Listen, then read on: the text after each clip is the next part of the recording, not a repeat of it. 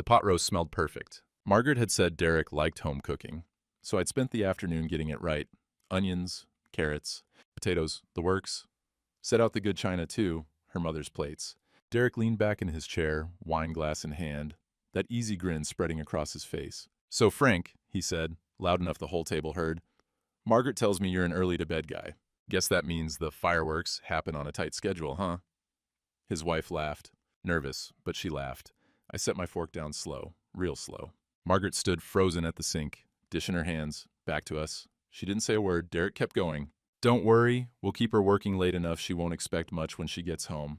The room got real quiet after that. Turns out that dinner was just the beginning. I should have seen it coming when Derek pulled up early. 15 minutes ahead of schedule, his BMW blocking my truck in the driveway like he owned the place. I was still polishing the dining table when Margaret called from upstairs. "They're here." And through the window, I watched him get out. Designer suit, expensive watch, catching the December light.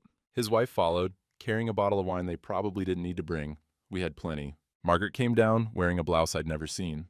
New. The tag was probably still in the laundry basket upstairs. "You look nice," I said. She smoothed the fabric, didn't quite meet my eyes. Derek mentioned the company's dressy. Derek. Not my boss, not Mr. Vance. Derek. I opened the door before he could knock. "Frank!" He shook my hand too hard. That practice grip guys learn at seminars. Great to finally see where Margaret escapes to. Escapes. Like our home was something she needed to get away from. "Come in," I said. He made a show of looking around. Wood paneling, the worn couch Margaret and I had bought 30 years ago, the coffee table I'd refinished myself. His eyes landed on everything just long enough to price it, dismiss it. "Cozy," he said. His wife nodded agreement, but her smile was kinder. Margaret offered the house tour. I stayed behind, checking the roast. Through the doorway, I heard Derek's voice carrying from my workshop. "Still do your own oil changes, Frank?" "When I can," Margaret answered for me. "That's dedication. Most guys your age, they just pay someone." Your age. He was 42, maybe. Talked like 67 was 1 foot in the grave. They came back and we sat down to eat. The pot roast was perfect. I knew it was, but Derek cut his meat like he was doing it a favor. Pushed the carrots around his plate. "This is wonderful," his wife said. Genuine. I liked her a little for that. "Margaret's always talking about your cooking, Frank." Derek refilled his own wine glass without asking. Third time. "Says you've got the whole domestic thing down. Domestic thing. Like making dinner for your wife was some kind of hobby." I bit my tongue. Margaret was smiling, laughing at something Derek said about the office. A real laugh. The kind I hadn't heard from her in months. The conversation turned to work. Numbers, accounts, corporate speak I didn't understand and didn't try to. Derek held court, Margaret chiming in with details, both of them finishing each other's sentences like they'd practiced. I cleared the plates. Nobody offered to help.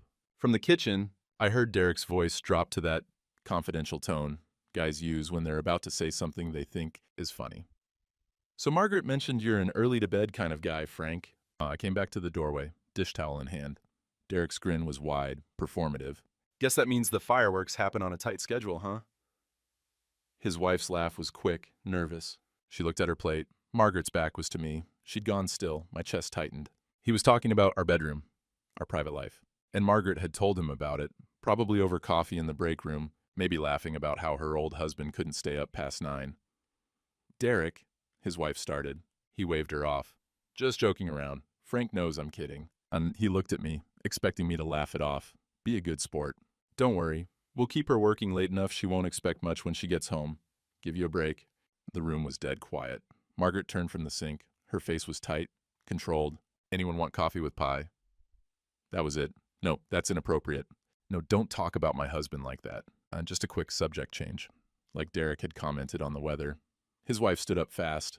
"Actually, we should get going. Early morning tomorrow." She was already reaching for her coat. Derek looked surprised but didn't argue. "Right, yeah, big day." They left in a flurry of thanks and handshakes. Derek clapped my shoulder on the way out. "Great meeting you, Frank. We'll have to do this again." Over my dead body, I thought, but I just nodded. Margaret walked them to their car. I watched through the window as she and Derek talked for a minute, his hand on her shoulder. Familiar. Easy? She laughed at something he said. When she came back inside, I was washing dishes. "Well, that went well," she said, heading for the stairs. "I'm exhausted. Going to bed." "Margaret." "Not tonight, Frank. I'm tired." Her bedroom door closed. I stood at the sink, hands in soapy water, staring at the spot where she'd frozen. where she could have said something, should have said something. In the laundry basket, I found the new blouse. The price tag was still attached. Expensive. More than she usually spent. I sat on the edge of the bed in the dark, listening to her breathe in the next room. 30 years, I thought. 30 years, and I didn't know her anymore. Sunday morning came cold and gray. I woke at 6 out of habit, made coffee in the percolator, the old kind that fills the house with that burnt, honest smell. Margaret didn't come down until almost 8. She poured herself a cup, added cream, stood at the counter instead of sitting. "You never came to bed," she said. "Couldn't sleep." "Frank," she sighed, set her mug down. "You're making too much of last night. Derek was just joking around." Just joking. Like that made it fine. "He talked about our bedroom, Margaret, in front of strangers. His wife isn't a stranger. And it's not like he said anything graphic. You're being too sensitive." Too sensitive. There it was. "You told him I go to bed early. You told him about us. Everyone complains about their spouse at work, Frank. It's normal. It doesn't mean anything. It means you told him things that aren't his business." She picked up her mug, gripped it tight. What was I supposed to do? Make a scene? Embarrass my boss in our home? I'm your husband. And he's my boss. I've worked 28 years for this promotion, Frank. 28 years. I'm not going to throw that away because he made one joke you didn't like. One joke I didn't like. Like it was my problem, my oversensitivity, my failure to take it in stride. I wanted to say more. Wanted to ask when her career became more important than my dignity. But the look on her face, defensive, tired, already done with this conversation, stopped me cold. "Fine," I said. "Thank you." She dumped the rest of her coffee in the sink. "I'm going to the store. We need groceries." She was gone 4 hours. When she came back, she had flowers for the table, a peace offering that didn't include an apology. Church service that Sunday felt longer than usual. We sat in our regular pew, third from the back on the right, same spot for 15 years. Pastor Jim preached about forgiveness. The irony wasn't lost on me. Janine Kellerman caught us at the coffee hour. She was 60-something, widowed, ran the church bulletin, and knew everyone's business before they knew it themselves. "Margaret, she pulled my wife into a hug. "Heard you hosted your new boss for dinner yesterday. How'd that go?" Margaret's smile went bright and brittle. "Wonderful. Derek loved Frank's pot roast." "I'm sure he did." Janine's eyes flicked to me, something in her expression, knowing, careful. "Your husband's quite the cook, isn't he?" "The best," Margaret said, already looking past Janine to someone else. After she moved on, Earl Patterson appeared at my elbow. My neighbor, retired postal worker, widower, going on 4 years now. He lived in the house on our right, close enough I could see his kitchen light come on every morning at 5:30. "You look tired, Frank." Not sleeping great." He nodded, sipped his weak church coffee. "Margaret's boss. That the young fellow with the BMW?" Word traveled fast in a small town. "That's him. Seen him before." Earl's voice was flat, neutral. "Cocky type. Knows his way around a handshake, but not much else." And I almost smiled. "That about covers it. You watch yourself with guys like that." Earl clapped my shoulder.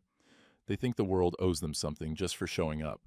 Margaret appeared then, purse already on her shoulder. "We should go, Frank. I've got work to catch up on." Sunday afternoon. She had work to catch up on. In the car, she was quiet until we hit the main road. "Why'd you tell Earl about Derek?" "I didn't." "Then how does he know?" "Janine probably saw the BMW, or someone from church drove past. This is a small town, Margaret. People notice." Well, I don't like people talking about my career." Then maybe you shouldn't bring your boss home for dinner." She didn't answer, just stared out the window, jaw set. At home, she went straight upstairs. I heard her on the phone, voice muffled through the floor, laughing. That same bright, unfamiliar laugh from last night. I sat on the porch, despite the cold, wrapped myself in the old marine blanket I kept out there, the green wool one that smelled like mothballs in memory. The sky was iron gray, snow coming probably. The neighbor's dog barked somewhere down the street. Margaret came down an hour later, coat on, keys in hand. "I'm going to the office for a few hours. It's Sunday." "I know what day it is, Frank. I have a presentation Monday." You've never worked Sundays before." "I've never been regional manager before." And she opened the door, paused. I was thinking, maybe we could go to the lake cabin next month. Like we used to, get away for a weekend. The lake cabin. We hadn't been there since last spring. It was 2 hours north, right on the water. We'd bought it 20 years ago with the idea we'd retire there someday. "Yeah," I said. "That'd be nice." Her face softened. "Good. I'll look at the calendar this week." She kissed my forehead like I was a child. "Don't wait up. The door closed behind her. I sat there until the cold worked its way through the blanket, through my coat, into my bones. Then I went inside and made dinner for one. Around 8, my phone rang. Margaret. "Hey," she said. Background noise, voices, music. "I'm grabbing dinner with some people from work. Don't wait up. But you said you were going to the office." "I was. We finished early, decided to get food. I'll be home by 10. "Who's we?" A pause, just long enough. "The team. Derek's treating everyone to celebrate the quarterly numbers." Derek, of course. "Okay," I said. "Don't be like that." "Like what?" "You know what. I'll see you tonight." She hung up. I sat at the kitchen table with cold coffee and the Sunday paper I hadn't read. The house was too quiet. The furnace kicked on, warm air rattling through the vents. Somewhere a clock ticked. At 12:30 a.m. I heard her car in the driveway. I was still on the porch. Couldn't bring myself to go inside, to that empty bed, to the bedroom, where she'd chosen to sleep alone rather than talk about what happened. She got out of the car, slow, saw me sitting there. "Frank, what are you doing out here? It's freezing." And couldn't sleep. She came up the steps and I smelled it. Wine. Not drunk, but she'd had more than one glass. "You should come inside." "In a minute." This is about last night, isn't it? About Derek." I didn't answer. Margaret sat down next to me, pulled the blanket around both our shoulders. For a second, just a second, it felt like before, like us. "I'm sorry he made that joke," she said. "It was inappropriate. But Frank, you have to understand, I can't control what Derek says. He's my boss." You can control whether you laugh." She pulled away. The blanket fell off her shoulders. I didn't laugh. You didn't defend me either. What was I supposed to do? Start a fight at our own dinner table? You were supposed to have my back. She stood up. "I'm going to bed. You coming?" "Not yet." She went inside. The door clicked shut, soft but final. I sat there until dawn, watching the streetlights go out one by one, waiting for something that never came. When Earl's kitchen light came on at 5:30, I finally went inside. Margaret was already up, dressed for work, coffee in a travel mug. "I'm taking the lake cabin idea seriously," she said, like last night never happened. "First weekend in January. I'll request it off." "Sure," I said. She smiled, kissed my cheek. "Love you." The door closed behind her. I stood in the kitchen, listening to her car pull away, and thought, when did I become something she schedules around? The first weekend of January came cold and clear. Margaret left work early Friday, a minor miracle, and we drove north in separate silence. Not angry silence. Just the quiet of two people who'd run out of small talk somewhere around Thanksgiving. The cabin sat on 3 acres of pine and birch, right where the lake narrowed into something almost private. We'd bought it back when Margaret was still climbing the ladder, when weekends away meant something other than escape. I unlocked the door while she grabbed bags from the car. Inside smelled like cedar and cold and memories. "I'll get the heat going," I said. "I'll make coffee." We moved around each other with practiced efficiency. 30 years teaches you the choreography. Who takes which side of the bed, who makes coffee, who starts the fire. We could do it in our sleep. By evening, the place was warm. We sat on the dock, wrapped in blankets despite the January cold, steam rising from our mugs into the frozen air. "Remember when we bought this place?"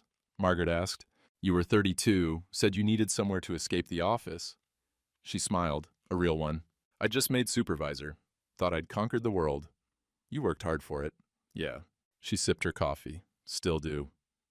A loon called across the water, lonely and clear. "Frank?" "Yeah?" "I'm glad we came." I wanted to believe her. Wanted this weekend to fix whatever had broken over Derek's dinner joke and the weeks of silence that followed. Maybe if we just stayed here, didn't go back, it could. Her phone buzzed in her coat pocket. She pulled it out, glanced at the screen. Her face changed, just slightly, but I saw it. That shift from present to somewhere else. "Work?" I asked.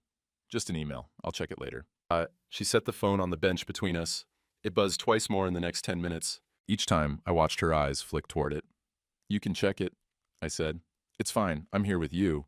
But she wasn't. Not really. Part of her was back in that glass office building 20 minutes from our house, thinking about quarterly reports and whatever email. Couldn't wait until Monday. Saturday morning, she made pancakes. I came in from chopping wood to the smell of butter and maple syrup and coffee.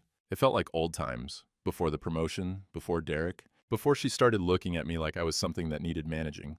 "These are perfect," I said. "Your recipe." She slid 2 more onto my plate.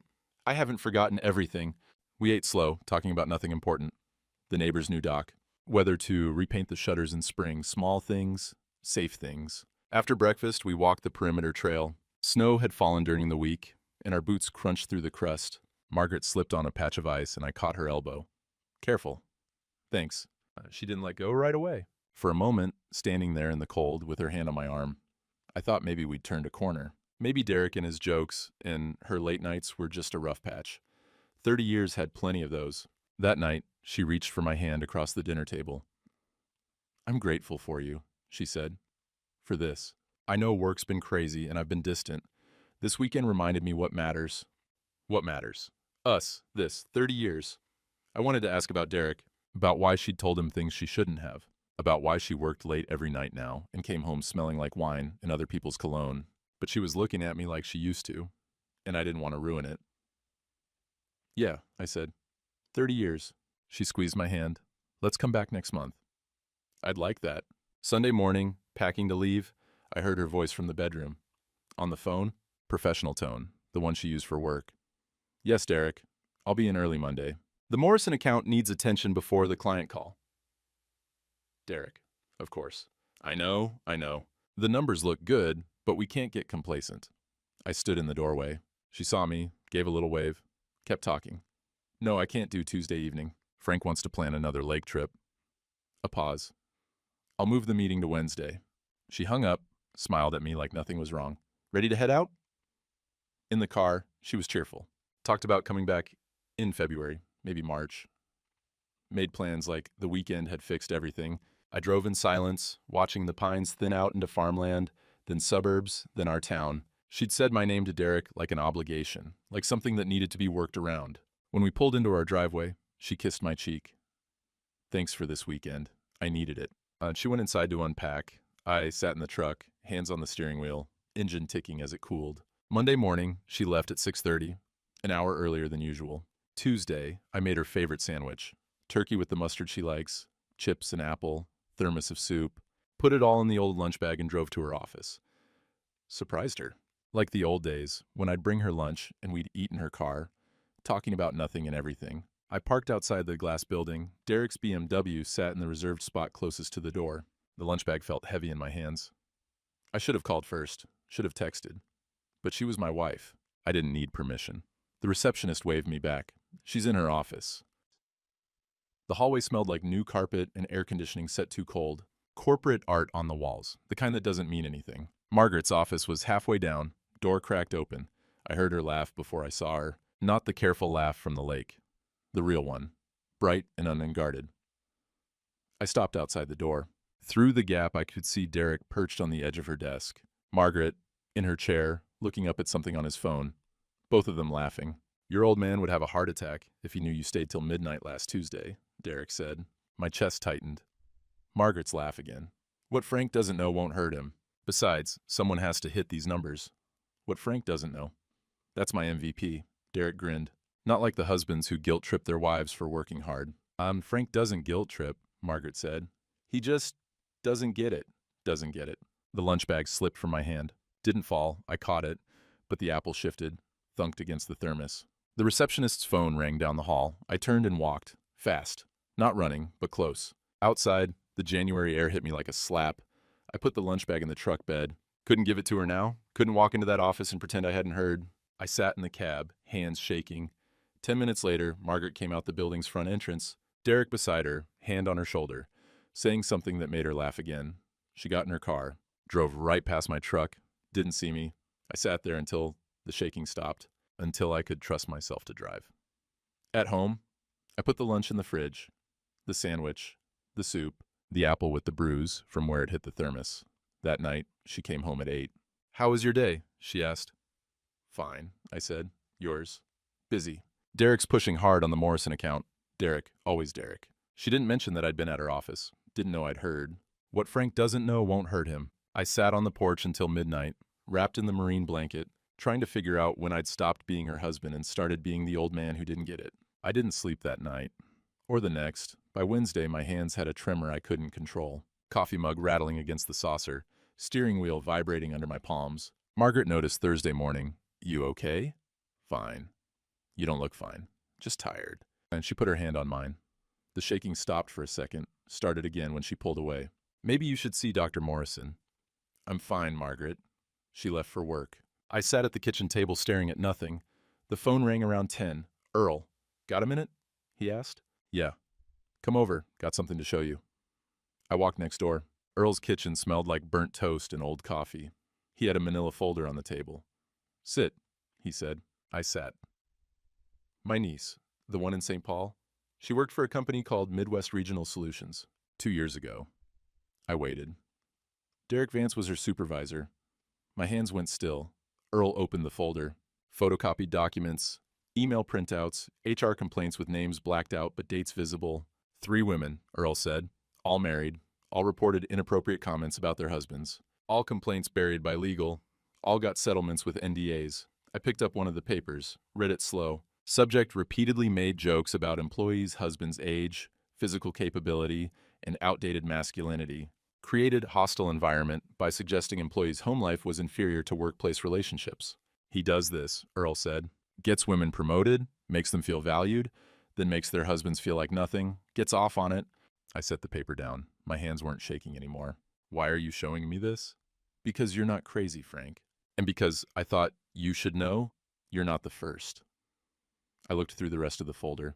3 women, 3 husbands, 3 buried complaints. One note at the bottom, handwritten, subject's own marriage dissolved 6 months prior to incidents. Possible contributing factor to behavior. Derek's wife had left him. That's why she wasn't at the dinner. Why he'd come alone to that company party, Margaret mentioned. What am I supposed to do with this? I asked. That's up to you, but I figured knowledge beats wondering if you're overreacting. I took the folder home, sat on the porch, reading every page until I had them memorized. Margaret's car pulled in at 6:30. Early for her lately? She saw me on the porch, saw the folder. What's that? Information. About what? Your boss. She came up the steps slowly. Frank, did you know Derek's wife left him 6 months ago? She stopped. How did you know he's got 3 sexual harassment settlements from his last company? Her face went white. That's not, where did you get this? Does it matter? You're invading his privacy. He invaded ours, first. At our dinner table, in our bedroom. Frank, this is crazy. Is it? I stood up. 3 women, Margaret. 3 married women whose husbands he made feel small, just like me. All of them filed complaints. All of them got buried. I don't believe... It's right here. Oh, as I held out the folder. Read it. She didn't take it. Where did you get this? Earl. His niece worked for Derek at Midwest Regional. She was one of the 3. Margaret sat down hard on the porch step. This can't be real. It's real. She put her head in her hands. For a minute, neither of us spoke. Then she looked up. Even if this is true, and I'm not saying it is, what do you want me to do? Quit? Throw away my career because my boss made some inappropriate jokes? I want you to see what he is. I see a man who promoted me after 28 years of being passed over. I see someone who values my work. He's playing you, Margaret. Or maybe you're jealous.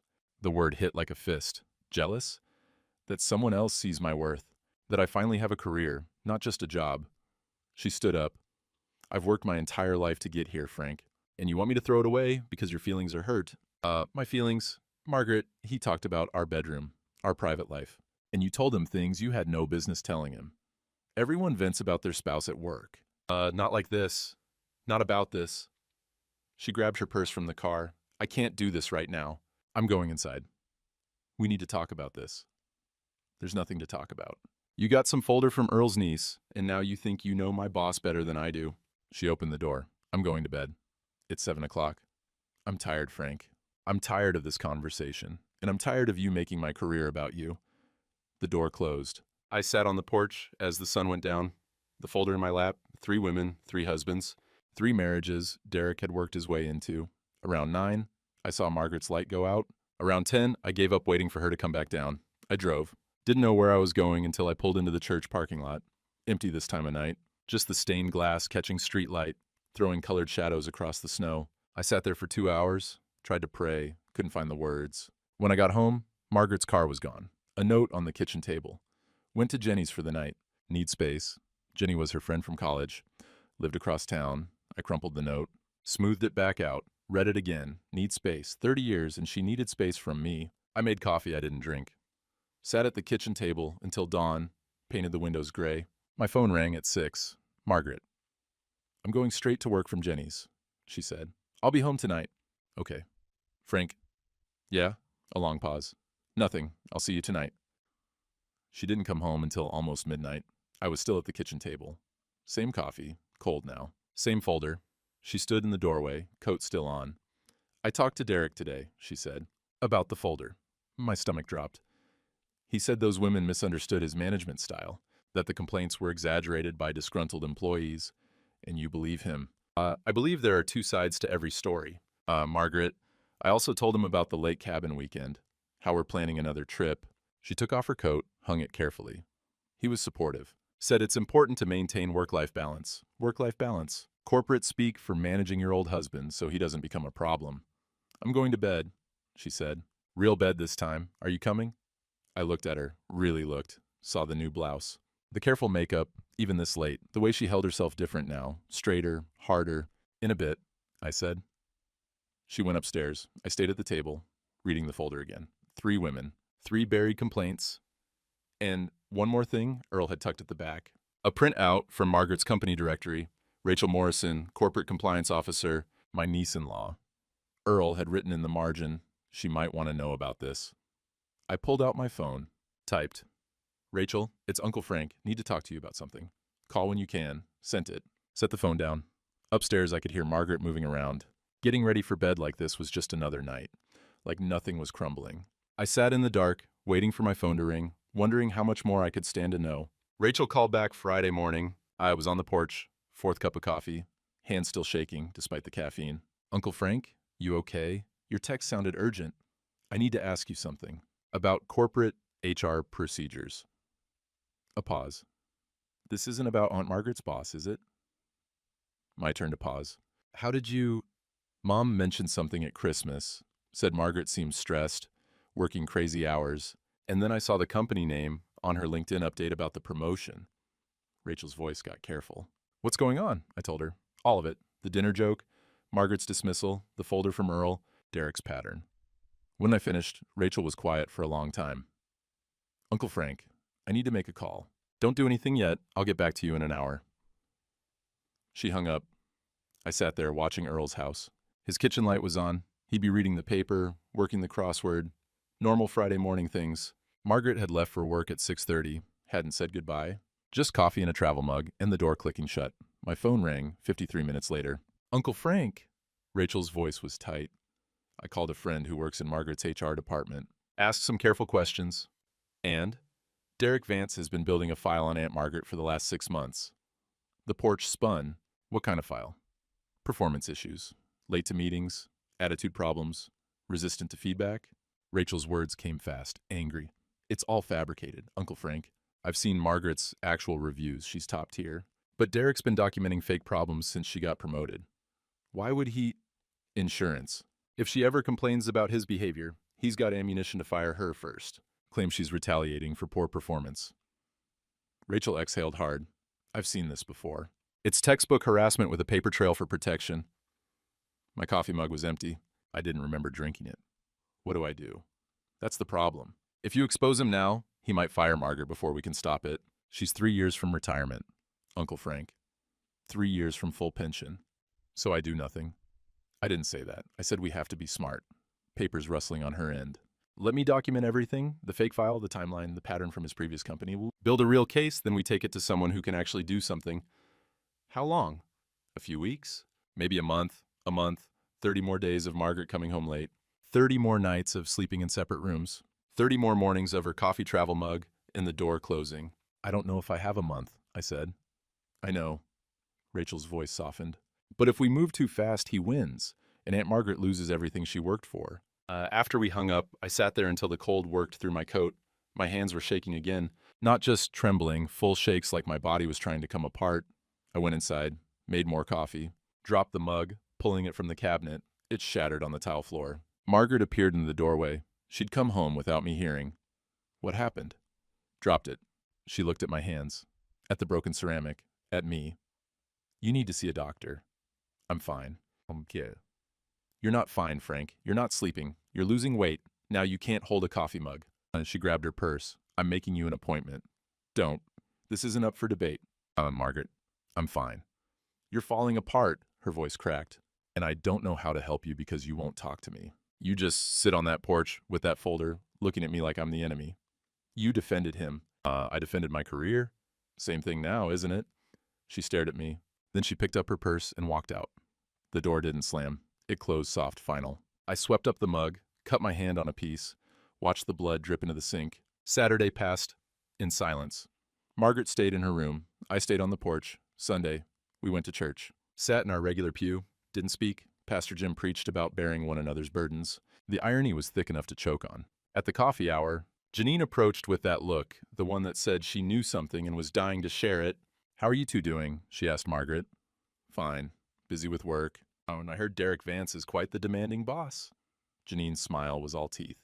"My cousin works in your building, says he's there till all hours." Margaret's face went tight. "He's dedicated." Mm-hmm. Janine patted her arm. "Well, you let me know if you need anything. We take care of our own here." After she left, Margaret turned to me. "Did you tell people about Derek?" "No." "Then how does Janine—" "It's a small town, Margaret. People see his car in the parking lot at midnight. They talk." "Great. Just great." She grabbed her coat. "I'm leaving. You can walk home if you want." She left me there. Earl drove me home 20 minutes later. "Trouble?" he asked. "You could say that. The folder help? Made things worse. Sometimes they get worse before they get better." He pulled into my driveway. "You need anything? I'm right next door." "Thanks, Earl." Inside, Margaret was on the phone. I heard her through the bedroom door. I know. Frank's just being difficult about the whole thing." A pause. "No, Derek, it's fine. He'll get over it." Derek. She was talking to Derek about me. I went to the porch, sat in the dark. The temperature was dropping. Forecast said teens tonight. Around midnight, Margaret came outside. "Frank, it's freezing. Come inside." "I'm fine." You'll get hypothermia." I said I'm fine. She stood there for a minute. Then she went back inside. I stayed out there all night, wrapped in the marine blanket, watching my breath fog in the cold. My hands weren't shaking anymore. They were too numb. Monday morning, 4 a.m., my phone rang. Pete Donovan. I hadn't talked to him in 3 years, maybe 4. Frank Morrison. His voice came through rough with sleep or whiskey. Couldn't tell which. "You're a hard man to track down." "Pete, how'd you—" "Earl Patterson called me. Told me what's happening." I closed my eyes. Earl had no right. Earl had every right. I would have called sooner if I'd known some corporate punk was making my old friend feel like nothing. Pete. We'd served together in the Marines, basic training at Camp Pendleton. I'd taken the fall for a mess hall incident that would have ended his service. He made it through, went to law school, became a labor attorney. "It's complicated," I said. "It's not. Guys harassing your wife and making you feel small. That's textbook workplace misconduct with a side of being an asshole." Despite everything, I almost smiled. I don't want to cause problems for Margaret. "Frank, listen to me. You remember what you told me at Pendleton when I was ready to quit after that mess hall thing?" "No." You said silence isn't surrender, it's strategy. You keep your head down, watch, wait. Then you hit hard once and make it count." Pete's voice got serious. "That's what we're going to do here. We're going to watch. Document. Build a case. Then we're going to make it count." Rachel said the same thing. "Rachel's smart. We'll coordinate with her." Papers rustling. "But Frank, you need to know, this is going to get harder before it gets easier. Can you hold on a little longer?" I looked at the empty house, the dark windows, Margaret's car in the driveway. "I don't know." "Yes, you do. You held on through basic training, through that mess hall investigation, through 30 years of marriage and running a business and everything else life threw at you." Pete's voice dropped. "You're a Marine, Frank. We don't quit." "I'm not a Marine anymore. I'm just an old man whose wife doesn't respect him." "Bullshit. You're a man who's being strategic." "There's a difference." After we hung up, I sat there as dawn came up gray and cold. Margaret left for work without saying goodbye. I made coffee. Dropped the pot this time. It didn't shatter, just dented. My hands were shaking again. Tuesday, Rachel called. "Uncle Frank, I got the documents. Derek's been building that fake file since June, right after Aunt Margaret's promotion." "Why June?" "That's when she started reporting directly to him. That's when he had access." Rachel's voice went hard. "And Uncle Frank, there's something else." I cross-referenced the dates on his fake complaints with Aunt Margaret's calendar. And every single incident he documented, the late arrivals, the attitude problems, the resistance to feedback, they all happened on days Aunt Margaret worked late, days she stayed past 7, 8, 9 o'clock. My stomach turned. "He's punishing her for being there," I said, "or setting her up. making it look like she's overworked and unstable. Either way, it's leverage. Papers rustling. Uncle Frank, if we're going to stop this, we need a public forum, somewhere he can't control the narrative. Like what? Company holiday party. 3 weeks from now, Derek always makes a speech.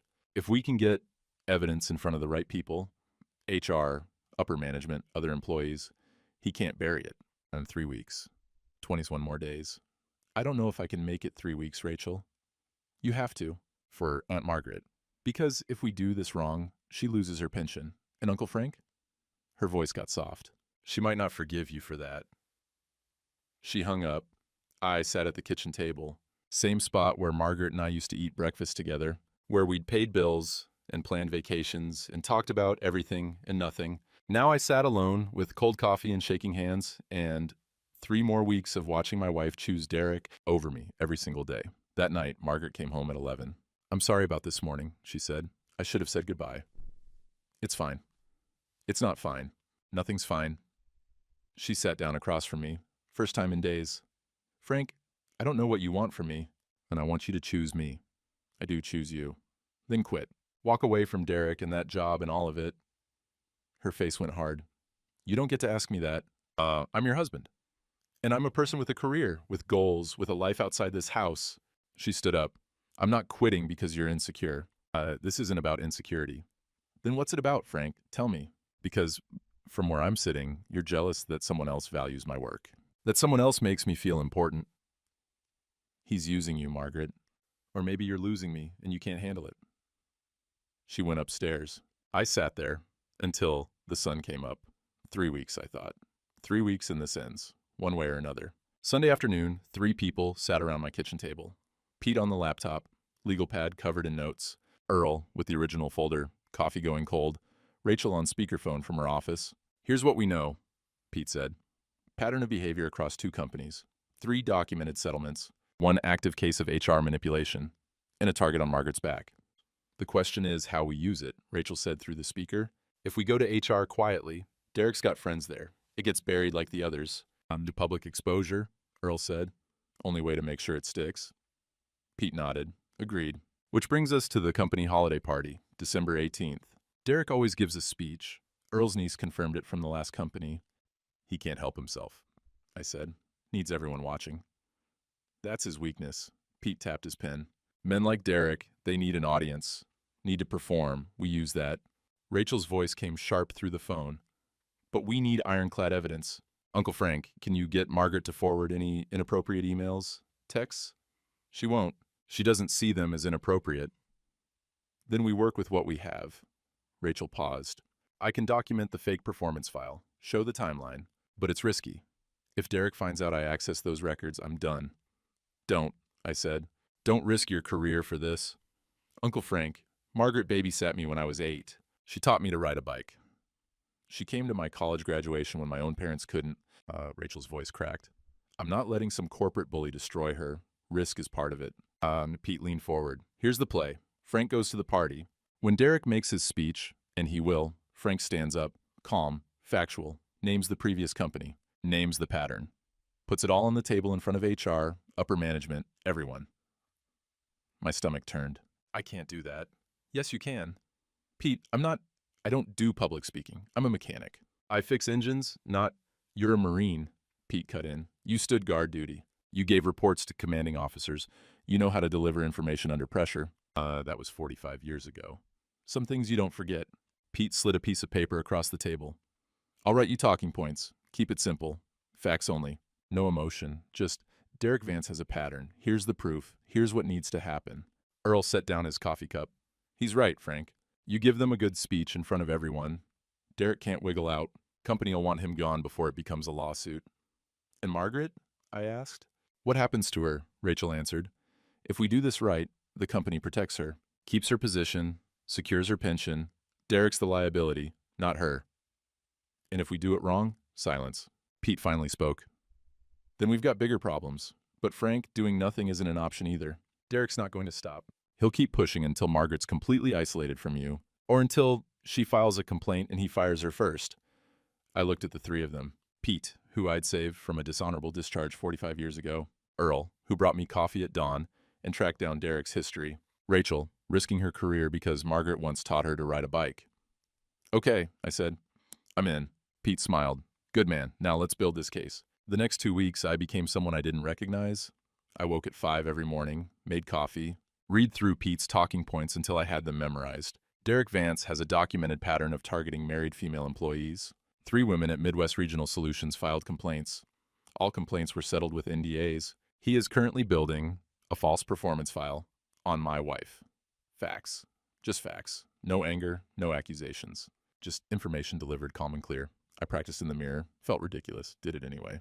Pete called every other day. How's it going? I sound like an idiot. You sound nervous. Oh, that's different. By the time the party comes, you'll be ready. Rachel sent updates. Got copies of the fake file. Documented every entry. Compared them to Margaret's actual performance reviews. It's a smoking gun. Earl checked in most mornings. Brought coffee, sat on the porch, didn't say much. Just his presence. Steady, reliable. Margaret noticed the change in me. You seem different, she said one evening. We were eating dinner, separately but in the same room. Progress, maybe. Different how? Better. Less, she searched for the word. Less defeated. I almost laughed, if she only knew. Just sleeping better, I said. I'm glad. She reached across, touched my hand. I've been worried about you. The touch lasted 3 seconds. Then her phone buzzed, Derek's name on the screen. She pulled her hand back, answered, Hey. Yeah, I can talk. She left the room. I sat there, fork halfway to my mouth, listening to her laugh in the next room at something Derek said. 2 more weeks, I thought. Just 2 more weeks. The Sunday before the party, church service felt longer than usual. Pastor Jim preached about standing up for what's right, about speaking truth even when it's hard. Felt like he was talking directly to me. At coffee hour, people approached different than before. Not gossip-hungry like Janine. Genuinely concerned, Tom Davis, who ran the hardware store. Heard you got some trouble with Margaret's boss. You need anything? You let me know. And Sarah Chen, who taught at the elementary school. My sister works at that company. Says Derek Vance is bad news. We're rooting for you, Frank. The pastor himself pulled me aside. I don't know details, and I don't need to. But whatever you're facing, you've got support here. Sometimes standing up is the most Christian thing you can do. I realized Earl hadn't just gathered evidence. He'd gathered an army. That afternoon, I pulled my dress shoes from the closet, black leather, hardly worn. Last time was Earl's wife's funeral 2 years ago. I sat on the bed, shoe polish and rag in hand, and started working. Margaret came in, saw what I was doing. Those are your funeral shoes. Yeah. Why are you polishing them? The party's not formal. Want to look presentable. She stood in the doorway, watching me work the polish into the leather. Slow. Methodical, the way my father taught me when I was 10. You're scaring me a little, she said. I looked up. No reason to be scared. Then, why does it feel like you're preparing for something? Just a party, Margaret. She didn't look convinced, but she left me alone. I finished the shoes, set them by the door. Then I pulled out my one good suit, 20 years old, but it still fit, pressed the shirt, found the tie I'd worn to our nephew's wedding, laid it all out like a uniform, because that's what this was. A mission. And Marines didn't go into the field unprepared. Friday, the day before the party, Pete called one last time. You ready? No. Good. If you were confident, I'd be worried. Nerves keep you sharp. He paused. Frank, I want you to remember something. You're not doing this for revenge. You're not even doing it for justice, really. Then what am I doing it for? You're protecting Margaret. From a predator she can't see yet. Sometimes love means standing up for someone even when they're mad at you for it. She's gonna hate me, maybe, for a while, but she'll be safe, and she'll still have her pension. Pete's voice softened. And maybe, eventually, she'll understand you loved her enough to be the bad guy. After we hung up, I sat on the porch one more time. The December air was bitter, but I didn't feel it. Earl's light came on across the way. He appeared in his window, saw me, raised his coffee mug in salute. I raised mine back. Margaret came home early. First time in months. I'm leaving work at 4 tomorrow, she said. For the party. Derek wants everyone there by 6. Okay. You're still coming, right? Wouldn't miss it. She smiled. Actually smiled. Thank you, Frank. It means a lot that you're making an effort. Making an effort. If she only knew. That night, I laid out my clothes one more time. Shoes, suit, shirt, tie. Pete's talking points folded in the jacket pocket. I sat on the edge of the bed, hands steady for the first time in weeks. Tomorrow, I thought. Tomorrow, this ends. Margaret was already asleep in the next room. I listened to her breathe, steady. Peaceful. 30 years of that sound. 30 years of knowing someone so well you could recognize their breathing in the dark. I thought about the first time I heard it. Our wedding night, cheap motel in Indiana, both of us 22, and terrified and in love. I'd laid awake listening to her breathe, thinking I was the luckiest man alive. Tomorrow, I was going to stand up in front of her coworkers, her boss, her whole professional world, and blow it apart. She was going to hate me, but she'd be safe.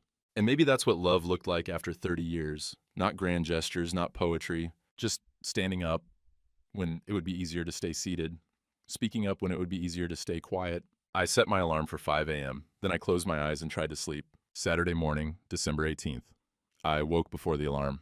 5:15, still dark outside. The house quiet except for the furnace clicking on, warm air rattling through the vents. I made coffee in the percolator. The smell filled the kitchen, burnt, honest, familiar. I stood at the counter watching it brew, steam rising in the cold morning air. My hands were steady. I showered. Shaved careful, nicked my chin anyway. Watched the blood run down the drain with the soap and water. When I came downstairs, dressed except for the tie, Margaret was awake. She stood in the kitchen in her robe, staring at me. The party's not until 6. Why are you ready now? Wanted time to think. She poured coffee, added cream, studied me over the rim of her mug. You're really coming. I said I would. I know, but she set the coffee down. You hate these things. You've avoided every company event for 10 years. Maybe it's time I showed up for you at work. Something flickered across her face. Surprise, maybe, or suspicion. She came over, kissed my cheek. Thank you. Derek will appreciate seeing you. My jaw tightened. I didn't trust myself to speak. She went upstairs to get ready. I heard water running, the hairdryer, drawers opening and closing. I made breakfast. Pancakes. The recipe her mother taught me 30 years ago. When Margaret came down, she stopped in the doorway. What's the occasion? Just wanted to.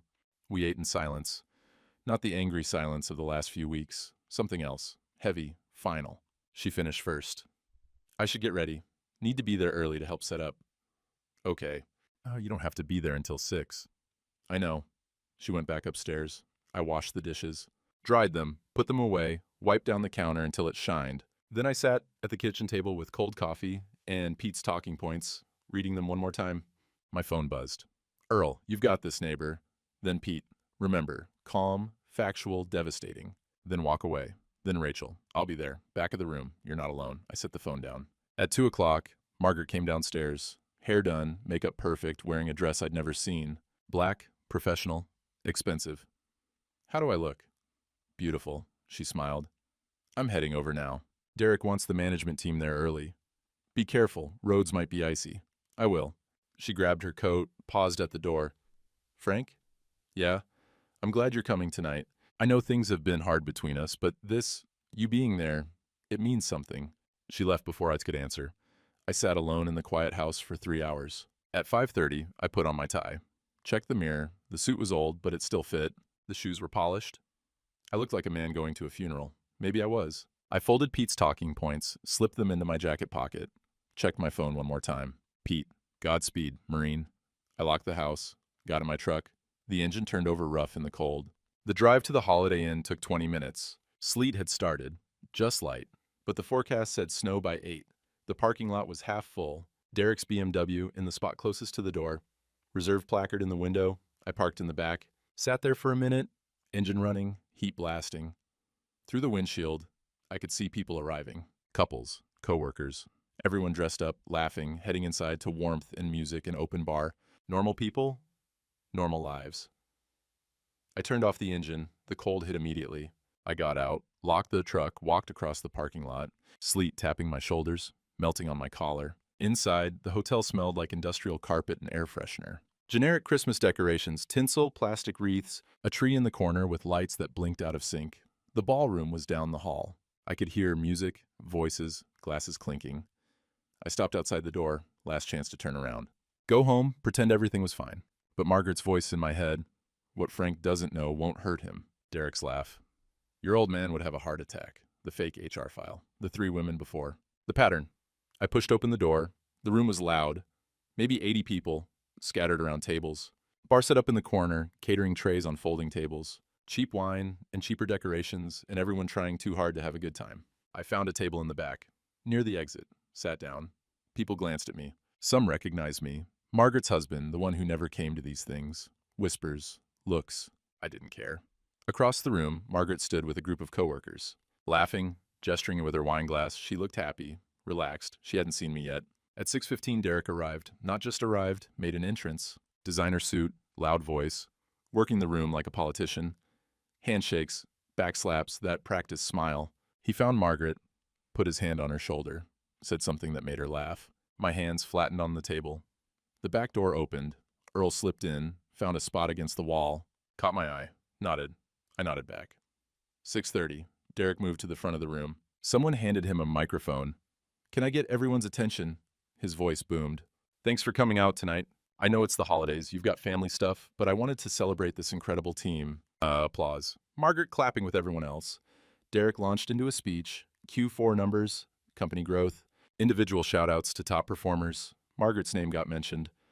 More applause. She smiled, waved. Derek kept talking. Jokes about deadlines and coffee consumption and working late. Everyone laughed on cue. Then, "But seriously, I want to thank all of you and your patient spouses who let you shine, who understand that sometimes work comes first." The room chuckled, knowing. Like they'd all had this conversation at home. Derek's eyes scanned the crowd, landed on me. Recognition flickered, then surprise, then something like amusement. Especially the really patient ones. He was looking right at me now.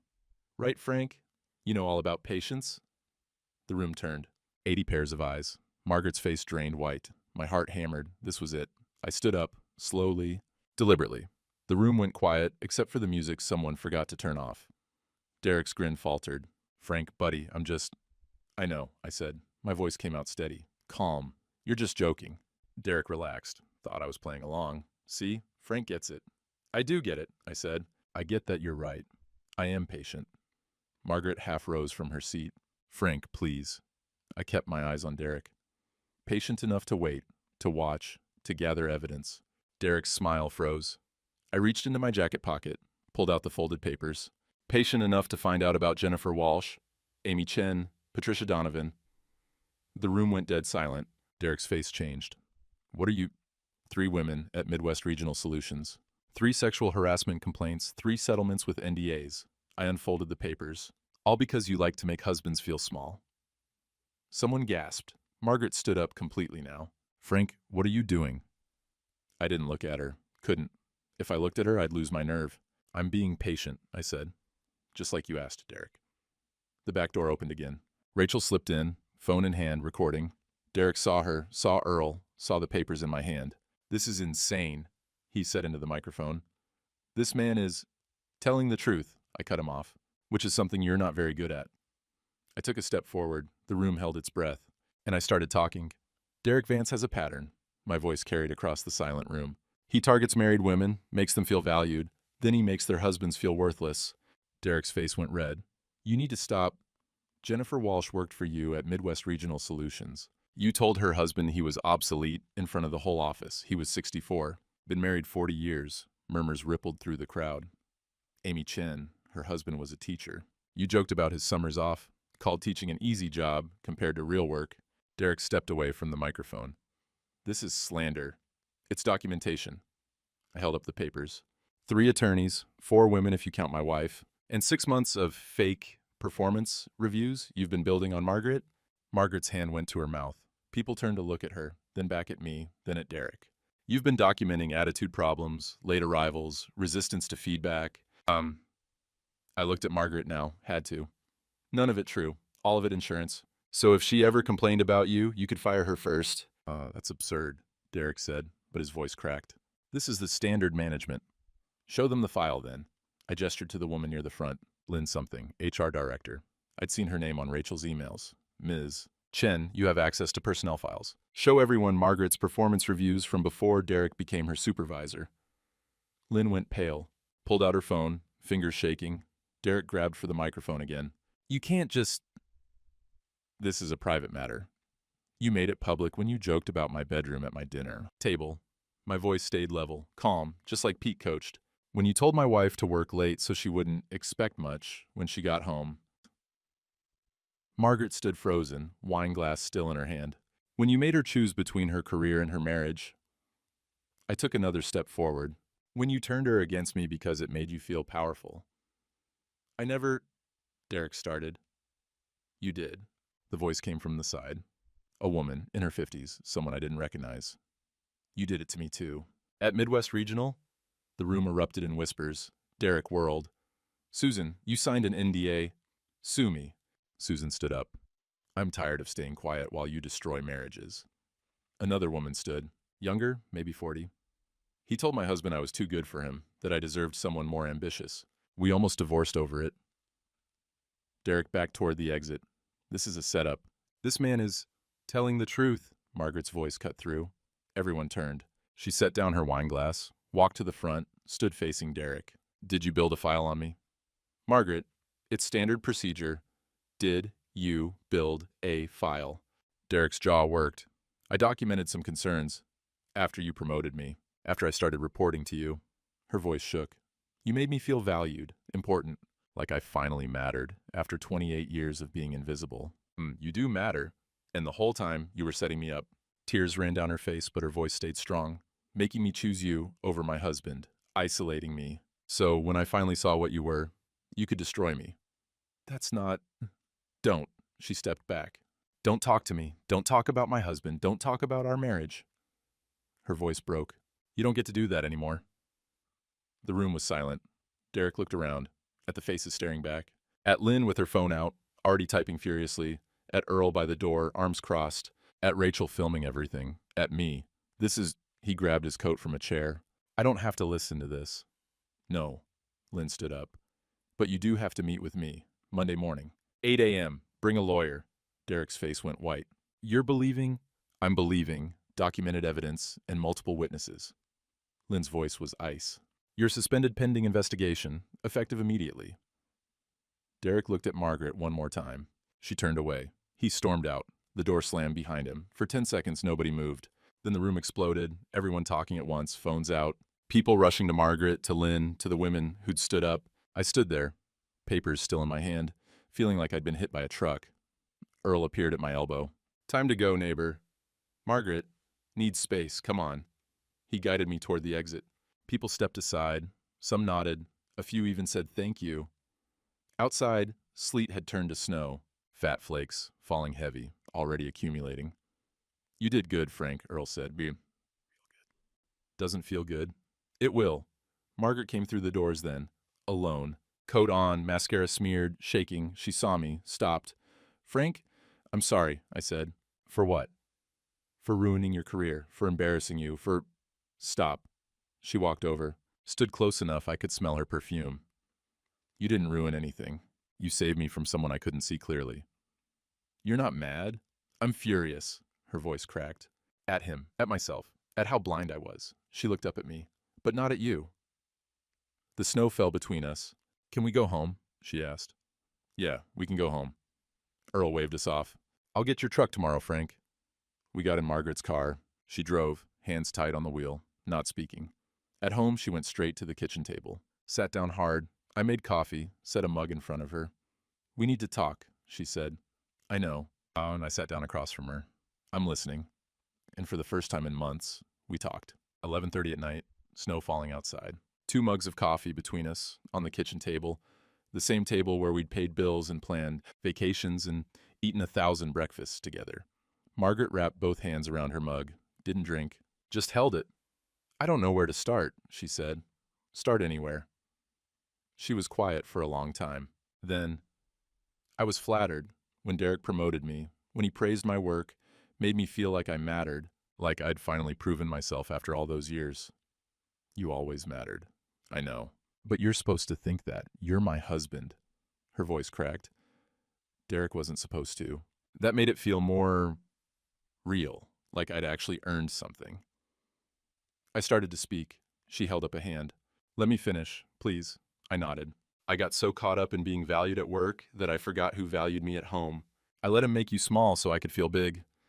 I laughed at his jokes, worked late when I didn't need to, told him things about us, about you, that weren't his business. Tears ran down her face now. I chose his approval over your dignity, and that's unforgivable. Margaret, no, Frank, it is. You're my husband. We've been married 30 years, and I let some man I barely knew make you feel worthless in your own home. She finally looked at me. How do I fix that? I reached across the table, took her hand. You just did. We sat like that for a while, snow tapping the windows, the house settling around us. Derek's gone, she said finally. Lynn called while I was driving home. He's fired, effective immediately. They're offering a settlement if he leaves quietly. And you? My position is secure, pension intact. She laughed, bitter, exhausted. They're very concerned about potential lawsuits. Want to make sure I'm satisfied with the resolution. Are you? I don't know yet. She pulled her hand back, wrapped it around the coffee mug again. Lynn offered me Derek's position, interim regional VP. My stomach dropped. What did you say? I said I'd think about it. She met my eyes. But, Frank, I've been thinking about something else. I've got 28 years in, enough for early retirement, and maybe, her voice got soft, maybe I want to remember what life was like before performance reviews and office politics. Don't quit because of me. I'm not. I'm quitting because of me. She stood up, started pacing. I spent 3 decades chasing something I thought would make me feel valuable. And you know what? It didn't. Derek's praise didn't, the promotion didn't, the fancy title didn't. What did? She stopped pacing, looked at me. You, standing up in front of everyone, risking everything to protect me from something I couldn't see. Fresh tears. That's what made me feel valuable. Not because you fought for me, because you loved me enough to be the bad guy. I didn't know what to say to that. She sat back down. I'm going to work through the quarter, tie up loose ends, then I'm retiring, March 1st. You're sure? I'm sure. She reached across again. This time I met her halfway. Frank, I almost lost us. Almost traded 30 years for 6 months of feeling important at work. I don't want to come that close again. We both almost lost us, I said. I should have said something sooner. Should have fought for us before it got this bad. You fought when it mattered. We sat there until the coffee went cold, until the snow stopped falling, until the first gray light of dawn crept through the windows. Margaret stood up finally. I should try to sleep. Yeah. She paused at the stairs. Frank, will you come to bed? Real bed, not separate rooms. Give me a minute. I'll be up. She went upstairs. I sat at the table a little longer, thought about Derek, probably in some hotel room right now, career destroyed. Thought about Margaret, choosing early retirement. Thought about 30 years of marriage, almost lost, somehow saved. Then I went upstairs. Margaret was already in bed. I climbed in next to her. She turned, put her head on my shoulder. I love you, she said. I love you too. We fell asleep like that, together. 3 months later, Margaret's last day came and went. Small party at the office. I didn't go and she didn't ask me to. She came home at 3 o'clock with a card signed by coworkers and a cake she didn't want. It's done, she said. How do you feel? Free. That weekend, we drove to the lake cabin. Same route, same car, different people. Margaret turned off her phone completely, set it in the glove box. For real this time, she said. At the cabin, we fell into the old rhythms. I started the fire. She made coffee. We sat on the dock despite the March cold, wrapped in blankets. Remember when we bought this place? I asked. She smiled. You asked me that last time we were here. I thought it was worth repeating. We sat in comfortable silence, real silence. The kind that doesn't need filling. A month later we came back, then the month after that. Sometimes we talked about what happened. Sometimes we didn't. But we were talking again. Really talking. Not around each other or past each other. To each other. The church ladies asked questions. We gave them enough to be polite, not enough to gossip about. Earl still brought coffee some mornings. Sat on the porch, didn't need to say much. Pete called once a month. How's retirement treating Margaret? Good, real good. And you too? We're working on it. That's all any marriage is, Frank. Work, the good kind. Rachel visited in May, brought her kids. Margaret taught the youngest to ride a bike in our driveway, just like she'd done for Rachel 30 years ago. Thank you, Rachel said to me while we watched, for trusting me with this. Thank you for risking your career. Family's worth the risk. September. 6 months after Margaret's retirement, we were back at the cabin, watching the geese fly south. Margaret's hand found mine on the porch swing. What are you thinking? She asked. That we almost didn't make it here. But we did? Yeah, we did, the geese called overhead. V formation, precise, heading somewhere they'd been 1,000 times before, coming home in their own way. Frank? Margaret squeezed my hand. What made you finally stand up? At the party? I thought about it. About Derek's jokes and Margaret's laughter and the 3 women before and the fake HR file and all of it. You, I said finally. Us. 30 years don't vanish because one man thought they should. I almost let them. Almost, but you didn't. We rocked slow on the swing. The lake was glass smooth, mist rising in the morning cold. I forgot something important, Margaret said. In all those years, chasing promotions and praise and proving myself, I forgot that the person who sees you every day, who stays when things get hard, who fights for you even when you don't deserve it, that's who makes you valuable. Not some boss, not some job title. Took me a while to fight for us. But you did, when it mattered. She leaned her head on my shoulder. That's what 30 years means, I think. Sometimes you carry it. Sometimes I do, but we don't put it down. Steam rose from our coffee mugs, curled in the cold air, disappeared into morning light. Somewhere down the lake, a loon called. Its mate answered. I thought about all the marriages that don't make it, all the couples who choose career over partnership, ego over love, being right over being together. We'd come close, closer than I wanted to admit, but we were still here, still choosing each other, still showing up. Some battles you win without raising your voice. Some homes you save by refusing to let them die in silence. 30 years, worth fighting for, worth coming home to every single day.